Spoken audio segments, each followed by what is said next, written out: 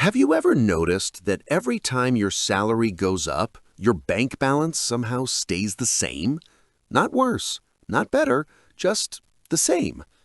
For many people in the US and Europe, that's not bad luck. It's not poor discipline either. It's something quieter, slower, and far more socially accepted. Lifestyle inflation. Let's make this real. Imagine a 28-year-old professional in the US or Western Europe. They land a solid job, nothing flashy. After tax, they take home about $3,800 a month. At first, life feels manageable. Rent is $1,300 for a modest apartment. Utilities and internet come to $200. Groceries and basic expenses are another $500. They save a little, not much, but enough to feel responsible. Then the raise comes. Now take-home pay is $4,400. Nothing dramatic changes overnight, but slowly expectations shift. The apartment is upgraded, rent becomes $1,700, the car lease goes from an old used vehicle to a newer one, $420 a month. Eating out feels more earned now. Streaming subscriptions multiply quietly.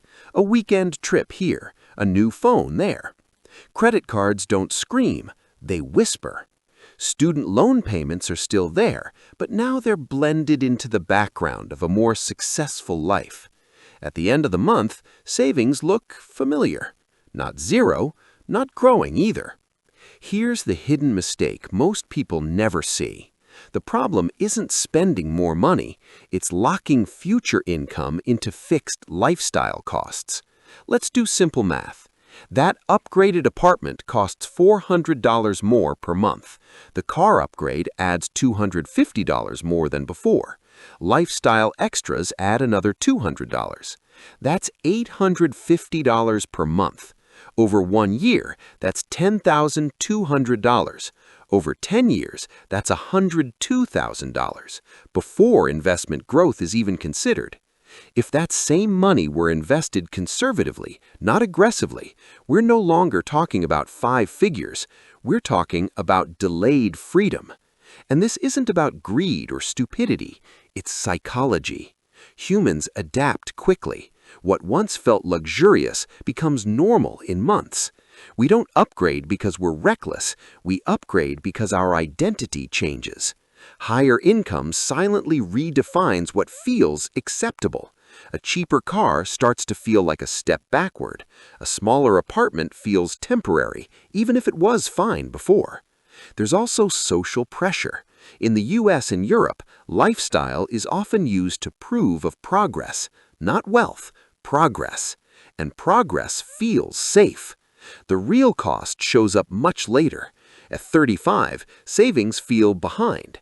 At 40, flexibility is limited. At 50, work becomes less optional than expected.